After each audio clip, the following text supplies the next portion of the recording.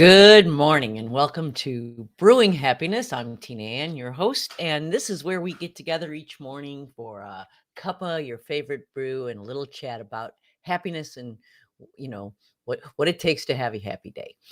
Uh, I am so happy to be back. It's not back to a regular schedule, but back on the air, and I have been so busy. It's Christmas time. I don't know about you. I've been so busy gifting, buying gifts, going through my Christmas list. And, I started thinking about um, being a good gift giver. And some folks are better gift givers than others. So I thought, let's have a little chat. I like to learn a little bit and have a little chat about giving good gifts. Our opportunity for gift giving is multiplied tenfold at Christmas time when you start adding in all the folks on your list. And getting a good gift is not a question of money. It's not always a question of having enough to afford just the right gift because, as we know from many, many studies, money does not buy happiness. And good gifts can be a source of happiness. And that's what we're talking about today. How do we make sure our gifts are a source of happiness? So that is what we're going to talk about today. Maybe you want to grab a notepad because there's a couple of juicy things. I'm taking this from a blog that I like to read. It's from Chris and Kim. It's called Go Whoa Yourself. And their blog is really dedicated to living an unconventional life, right? Getting out of your comfort zone, doing fun and great things to keep young, energized, and happy. And I dig that. So I'm going to add the link to this particular blog, but it'll also take you back to their whole blog, which is pretty fun, in the comments. But just wanted you to know that I have stolen a lot from Chris here in this article, and that's what we're going to talk about. So the gift giving, how to pick a better gift, right? So great gifts are ones that you love, you appreciate, and they have the added bonus of having some sentimental or some emotional attachment either to the person who gave it to you or the circumstances in which it came to you or whatever. And studies show that when people look back and remember gifts that they have loved, that emotional connection, that little sentimentality is the game changer. It's the difference between a memorable gift and just another present. So that's what we're going to talk about today is how to pick your gifts. And so I'm going to go through a real quick list on how to give great gifts. So number one is give problem solvers, right? Everybody has problems. Happiness doesn't come from adding positives to your world. Sometimes it comes from removing negatives. So think about this like a problem solver. What does the person you're buying a gift for or getting a gift for, what is it they deal with, that they struggle with? And there's a gift that maybe you could help them out with. So for instance, annoyances. Maybe you get their knives sharpened, right? Or maybe you pay a handyman to come by and fix a couple of squeaky doors, or maybe they're bored and you plan a little party for them or an outing, or maybe they have pain and so you get them a special neck massager, right? Maybe they're busy and time is their problem. So you give them a gift of, I'll watch your kids for an afternoon so you can have some time to yourselves. These are all gifts that are solving a problem for a person. Sometimes they can even not cost you a dime, but everybody loves a gift that solves a problem, with the caveat, do not solve a problem that they have not acknowledged or do not want solved. So don't give your friend that's got a little BO deodorant, right? Don't get a weight loss plan for your friend that's put on a few pounds. That's not kind and not what we mean by solving problems. And you don't want to give them more problems. So here's another thought is gift cards are the big discussion in my family. Everybody loves a gift card. Well, no, they don't actually, because a gift card, all that does is it puts the gift giving problem onto the other person. And so maybe you think like you're helping them out, but really you're just avoiding a decision and kicking the can down the road and putting it on them. So nobody, don't give a gift card. It makes them have to decide what their gift is. That's not what gift giving is about, right? And then another quick tip. If you give them an experience, let's say you schedule a massage, or you give them dinner, dinner at their favorite restaurant, or an experience, a cooking class or something. Well, don't give them that card or that certificate without a date attached to it. I don't know about you, but I have let more gift cards expire and lost more gift cards because they're just rattling around in my purse or my desk. And someday I'm going to maybe take a trip to the store and buy something. Doesn't happen, right? So plan a date for them, put a date on it. Even if that date doesn't work and they have to call and reschedule, it's a real thing. It's not just a card in your purse. It makes it a real event when there's a reservation made or an appointment scheduled. So here's another thought. I don't know. Some people love to give flowers, right? Flowers are flashy and beautiful and they brighten up every room. But maybe you want to give a plant instead of flowers. Flowers, like I said, flashy and beautiful, but they're temporary. A plant, not quite as flashy, but lasts forever. And then that's a gift that, well, let's talk about sentimentality. That's a gift now that every time I look at that plant, I'm going to think of the giver. I'm going to think of their thoughtfulness in giving me that gift. You want something a little flashy? Christmas cactus. Something's got a little bloom to it. But the idea is to be practical, right? To give things that are practical, not flashy. I'm trying to think of a better word than flashy, but something that, maybe something they can use. Studies show that people love gifts that they can use and that they love them better when they are gifts as opposed to things they buy for themselves. When you buy something for yourself, the excitement that wears off right away. But when it's a gift, that memory sticks with you every time you use whatever it is. So maybe it's a Swiss Army knife, right? Instead of one more necklace.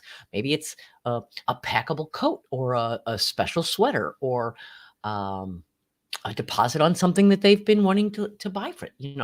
All good options. So this was a tip that I loved. This was a tip on gift giving that I thought was so fun. It's don't be that thoughtful. Everyone talks about thoughtful gift givers and how much you pay attention to what they say and buy them some gift. But sometimes it may feel thoughtless to you buying what people want. But the truth is, this is the secret. Buy them what they want. Get them. The people love the gift the most. If you think back to your childhood, probably the gifts you remember the most is the bike or the doll or the easy bake oven that you just were dying to have, and you begged for it and you waited for it, and then you opened it on Christmas morning and there was that thing you had been wanting. Studies show people like gifts they actually have said they want. So here is a surprising idea. Ask people what they want. What would you like to have for a gift? Don't have to buy them exactly what they say, but they're going to give you a hint on what's important to them. If you don't want to ask them what they want, you can ask them for, like, what have you done that was fun lately? Or what is it, what is it you've been struggling with? Ask them some questions to help identify things in some of the other categories, but ask them. And then they say, and then especially older people, they answer, oh, I have everything I need. Your being here with me is present enough. Now, I personally never say this. I love to get gifts. But that is what a lot of people say. Oh, I don't really want a gift. So here, two things. If you are the person saying this and you really don't want a gift, then you need to be sometimes people interpret, I have everything I need as you better get me a really great gift or it's not going to impress me, right? Sometimes we feel extra pressure when they say that. So if you are really the person that doesn't want a gift, then say, I really don't want a gift, or please don't get me a gift. Or if you get me a gift, I'll probably going to donate it anyway. So say something specific about not wanting a gift. But whenever someone says, I have everything I need, that's kind of a signal that maybe a thing isn't the right gift. Maybe they need an experience. Maybe the gift is you, your time. Maybe the gift is you schedule an afternoon together to go to the park or go shopping or go to lunch. Maybe the gift isn't, maybe they really don't need anything, but they'd like to have some of you, some of your time. So think about that. So the 4 things, let's see. And so then you want to give them one of the 4 things everyone wants, right? What do they want? What's on their list? What's their own desire? solving a problem, right? Everyone wants fewer problems. So find a gift that solves a problem. Find a gift that makes them more effective. Maybe they have a hobby. They can have a tool if they're the hobby. Maybe they're starting a business and you hire them a business coach for a month, right? But you're going to do something that they've expressed interest in, and you're going to help them be more effective at what they're striving to do in the world. Or a gift that has more meaning. Sentimentality counts. Let's use the example of socks. Everyone loves socks. I love socks. I wear them all the time. And when I reach in my drawer and find a pair of socks, I'm happy to find a pair that matches and fuzzy warm socks without a hole in them.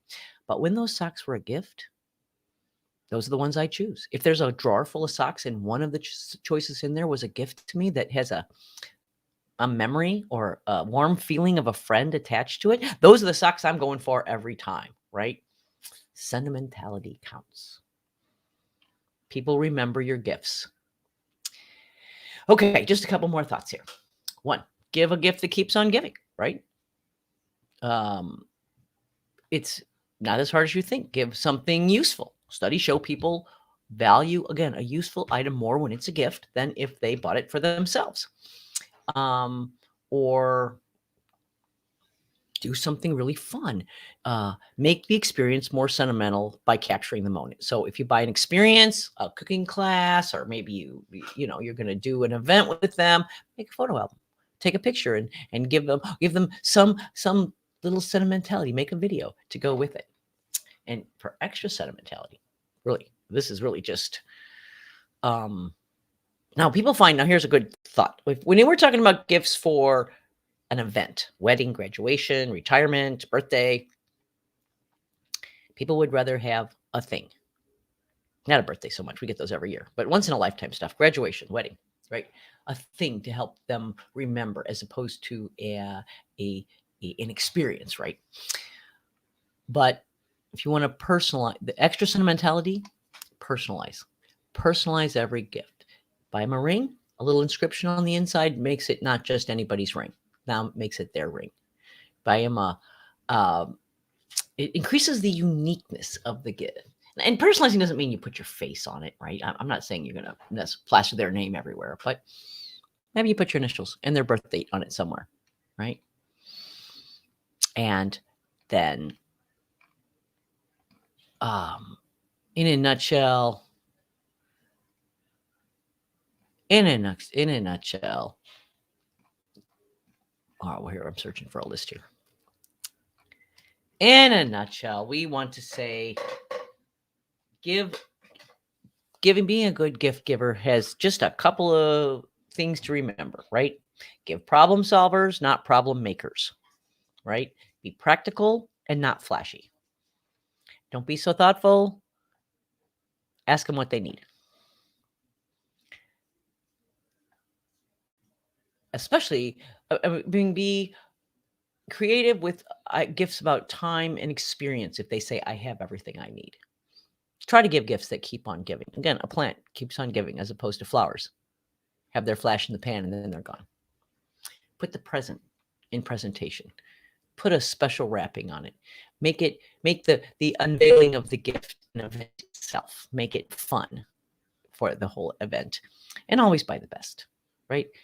Always buy the best. If you can't afford the best, maybe like I said, you put a down payment on something that they've been wanting. Maybe you pool together with a couple of friends. Maybe you stretch it out over payments and say, this is going to be your birthday, Christmas, and birthday present again. Anyway. And then finally, as we talk about this today, okay, one thing I wanted to talk about is how to be a good gift receiver. It's fun to be the gift giver. I love receiving presents, but it's even more fun to pick a great gift and see the excitement and the pleasure and the energy of someone who opens your gift and know that you are responsible for creating that sparkle in their life. And not only are you responsible for creating this moment in their life, but that they're going to take that away with them. And every time they use it, they're going to think of you and your friendship or your relationship and the fun that you have together. This is the fun of gift giving. And one thing sometimes we forget to do in our rush to be modest, in our rush to not want to seem eager to receive, right? One thing we could do is we minimize that pleasure for the other person who is giving us a gift by not being a good gift receiver. You ever give a gift to somebody and have them say, okay, thanks, right? Or I think it'll fit me. So here's how you're going to be a good gift receiver. First, do not say, I don't need anything. When someone asks you what you want, if you really don't want anything, say, I don't want a gift. I would love it if you'd make a donation to my favorite charity in my name. Give them an option on how to give you a gift that doesn't require you to receive anything. Or say, hey, I don't want a gift this year. What if instead you and I decided to go Dutch on an extravagant lunch together? Wouldn't that be more fun than buying each other gifts? There's always ways to make the event important and to not minimize their feelings and somehow give an alternative to receiving a gift. But if you're going to answer the question, tell them exactly what you want, even though it can feel selfish. It can feel selfish to send someone a wish list or create a list of ideas. Get over yourself. Everyone appreciates a little direction. Everyone wants to give you what you want, right? Nobody wants to get a gift that you're going to throw at the top of the closet and wait for your next giving opportunity to regift. Nobody wants that. Always be thankful, even if it's a bad gift. Even if the person who gave it, if it's a bad gift, the person will know. Don't express your disappointment openly. Be thankful. They got you a gift. You're grateful that they took the time, the energy, the dollars to get something for you. Be grateful that the person's in your life. The thing isn't important, right? It's the act. And show your appreciation. Get excited. Let them know how much you love it. People love to see you get effusive. Oh my gosh, I'm so excited. Love to see you get effusive over their gifts. It makes them feel successful. It makes them feel like they have accomplished their goal of giving you what you want.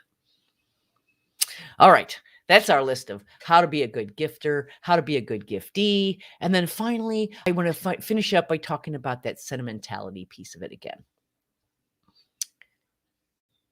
They've actually done studies. That's right. Studies show, actually done studies on gift giving and gift receiving. And again, the sentimentality, the memory, the event, the emotional response that's connected to the gift in our memories and in our esteem far surpasses the actual thing or certificate or whatever that we receive. So how do you increase that? Well, there's a couple good ways to do it. Number one is let them know how if it was a thoughtful gift, let them know the thought you put into them. Let them know, look, I went online, I watched 3 YouTube videos, I had to shop at 5 stores. Let them know the effort you put in to getting them the right gift. If it was a slam dunk, they asked for something and you got it, make it special. Personalize it. Write a note. Let them know how important they are to you and why this gift, how does this gift link to your feelings for each other? Right?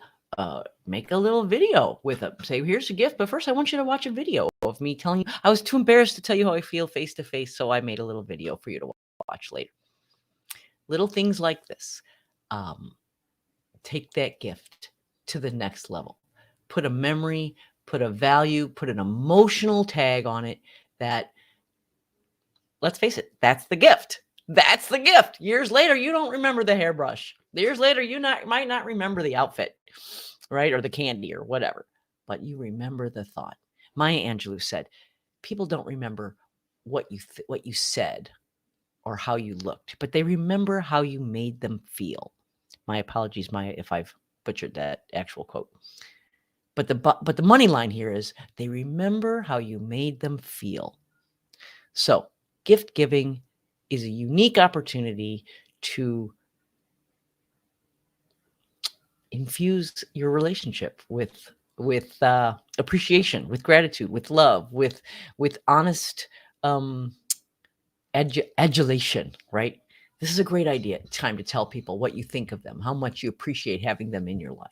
And you do that through buying them a gift and then making a memory around that gift that the two of you can refer to and have as a common link forever. So that's our show today on gift giving. I'm going to put the link for the article I read that Kim and Chris gave me some direction on how to be a good gift giver as I'm in the midst. I don't know about you. I'm in the midst of my Christmas shopping as I finish up my shopping. And as I'm thinking about gifts for people, these are such great ideas. I know even after reading this article, it has already made my gift giving ideas have already improved. So that's our show for today. I'll be here every day this week. I know. I have been not quite so diligent or so consistent in the last few weeks. That's all right. That's the beauty of B&B is decide when I want to be here and when I don't. But what I have decided is I will be here every day between now and the end of the year, Monday through Friday, maybe odd times. I'll actually be doing an additional broadcast tomorrow with my friend Joanne Brown from the UK. I'll be joining her on hers, and I'll send a link out for anyone who wants to watch. And until tomorrow, make it a happy day.